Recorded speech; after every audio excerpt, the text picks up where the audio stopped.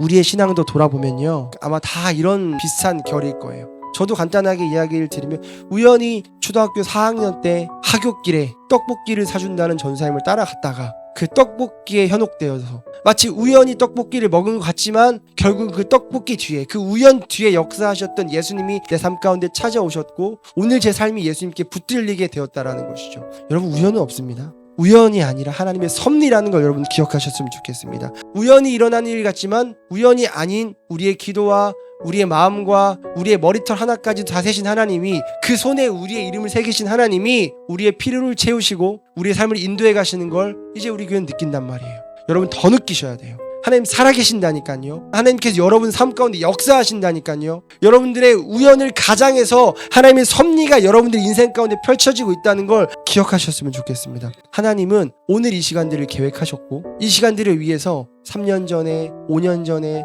10년 전에, 15년 전에 서로를 만나게 하시고 하나님에 대해서 교제하게 하시고 함께 성경을 공부하게 하셔서 오늘 이 자리를 하나님께서 계획하셨기에 이 자리에서 우리가 그 하나님을 높여드리고 찬양하고 있다는 거예요. 우연이 아닙니다. 하나님의 놀라운 섭리와 하나님의 엄청난 계획입니다. 그걸 볼 수 있는 것이 믿음인 줄 믿습니다. 우리가 분명히 마음에 새겨야 할 것은, 하나님은 우리의 삶의 곳곳을 세밀하게 다스리시기 원하시며 우리에게 간섭하시기 원하신다는 거예요.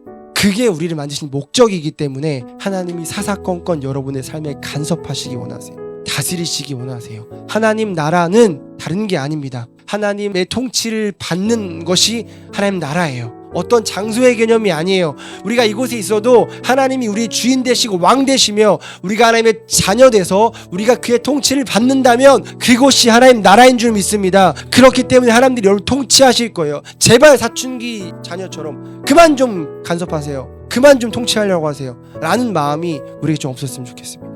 그리고 분명하게 기억하셔야 될 거, 여러분들이 여러분의 삶을 디자인하고 드라이빙 하셔봤자 아무리 열심히 내가 정말 잘 계획하고 잘 준비해도 하나님이 손가락 하나로 건드셔서 인도하시는 것보다 상대가 안 된다는 걸 기억하시고, 여러분들이 여러분들의 인생을 만들어가는 것이 아니라 하나님이 여러분들을 만들어가시는 것에 여러분의 모든 인생을 맡겨드리기를 간절히 소망합니다. 그래서 우리의 삶 가운데 어떠한 우연도 없다라는 걸 기억하시고 하나님의 섭리로 믿는 자의 인생이 흘러간다는 것을 잊지 않는 여러분들이 되셨으면 좋겠습니다. 믿음의 사람들은요, 구원받은 자들은요, 제자는요, 은혜 받은 자는요, 보여지는 환경과 상황이 다가 아니라는 것을 분명히 기억하고 그 뒤에 하나님을 볼 수 있는 믿음이 있다라고 오늘 히브리서 11장은 이야기하고 있습니다. 히브리서 11장을 흔히 뭐라고 이야기하냐면 믿음장이라고 이야기합니다. 믿음이 무엇인지에 대해서 이야기하고 있으며 믿음으로 살았던 신앙의 선배들에 대한 이야기가 나와 있습니다. 근데 그들에게는 공통점이 있었는데 그게 뭐냐면 환경과 상황 뒤에 일하신 하나님을 볼 수 있는 믿음이 있었다는 거예요. 하나님의 섭리와 하나님의 계획하심을 분명하게 볼 수 있었다는 거죠.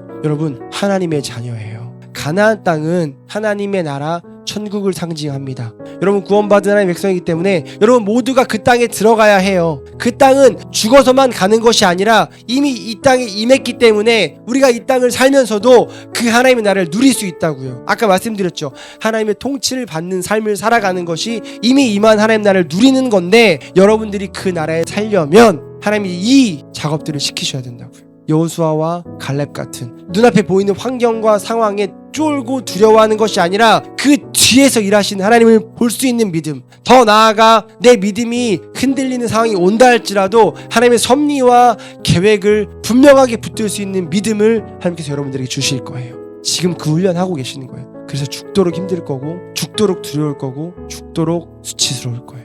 그러나 반드시 겪어야, 반드시 거쳐야, 그 훈련이 돼야 그 가나안 땅에 입성할 수 있기에 하나님이 구원받은 백성인 여러분들을 그렇게 만들어 가실 거라는 걸 여러분 분명하게 기억하셨으면 좋겠습니다. 인간은 연약해서요, 인생의 위기에서 그 뒤에 일하시는 하나님을 발견하지 못할 때가 많아요. 평소 때는 뭐 이렇게 좀 볼 수 있는 여유가 있는데 인생의 위기 앞에서 누구나 연약하기 때문에 그 뒤에 일하시는 하나님을 보지 못할 때가 많다는 거예요. 그래서 특히 우리가 믿음을 발동해야 하는 부분이 있는데, 우리가 하나님께 간절히 구하고 하나님 우리에게 믿음을 주세요 라고 해야 될 상황이 있는데, 그때가 언제냐면 인생을 살다가 신앙생활을 하다가 예상치 못한 일을 만나거나 겪고 싶지 않은 일을 겪거나 힘들고 어렵고 아픈 시간들을 지나칠 때라는 거예요. 그때 우리는 믿음을 발동해서 그 뒤에 일하신 하나님을 발견해야 될 줄 믿습니다. 그래서 우리에게 온 고난이 우리의 잘못이 아니라 하나님을 더 알아가게 하시기 위함이라는 걸 기억하셔야 되고, 때로는 고난이 하나님의 계획과 상관없이 우리의 실수로 오기도 해요.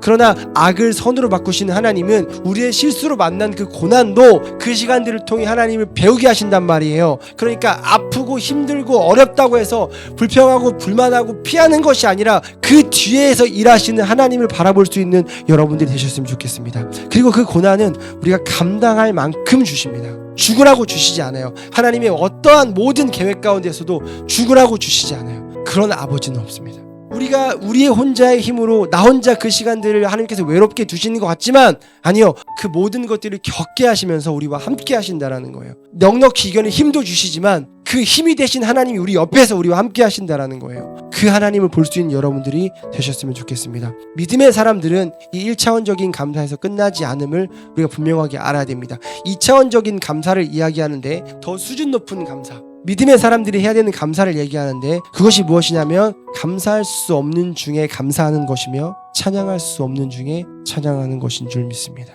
이게 어떻게 될까요? 그 환경과 상황 뒤에 일하시는 하나님을 우리가 믿음의 눈으로 볼 때 하나님의 섭리와 계획과 인도하심은 한치의 오차도 없음을 우리가 신뢰할 때 그것이 될 줄 믿습니다.